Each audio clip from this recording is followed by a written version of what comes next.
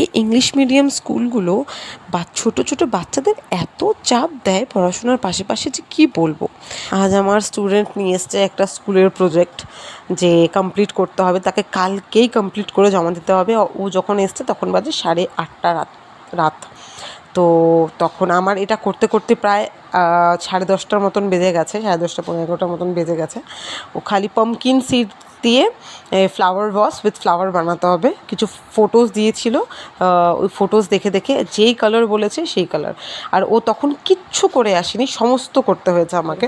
মানে আমার দেখে কান্না পেয়ে গেছে। পাম্পকিন সিডগুলোকে খালি ধুয়ে নিয়ে এসেছিলো, বাকিগুলোকে কালার করলাম, কালার করে চার্ট পেপারগুলোকে রেডি করলাম, ড্রয়িংগুলো করলাম, আউটলাইন করলাম। ওই সময় মানে এত তাড়াহুড়ার মধ্যে আমি ভিডিওটা করতে ভুলে গেছি।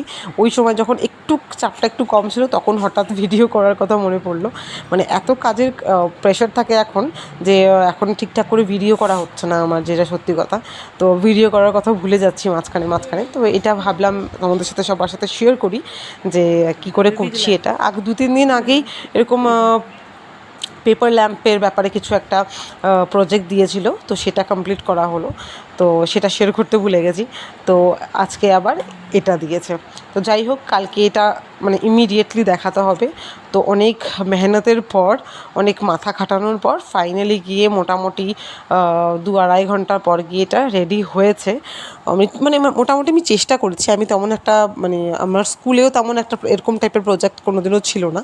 তো আমি যতটা পেরেছি নিজের মতন করে আমি চেষ্টা করেছি। আর খুব হ্যাপা হয়েছে সত্যি কথা বলতে। আর এটা হলো আমার ফাইনাল লুক আমার ওর প্রজেক্টের। তো এরপরে আমি একটু চলে গেলাম বাইরে গণেশ ঠাকুরের বিসর্জন দেখতে।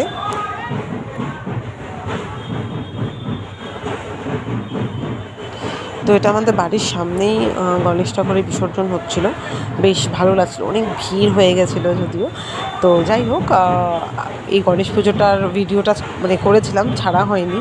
যাই হোক, তো আজকের ভিডিওটা আমি এখানেই শেষ করছি। দেখা হবে খুব শীঘ্রই নেক্সট একটা ভিডিওতে। ততক্ষণের জন্য ভালো থাকবে।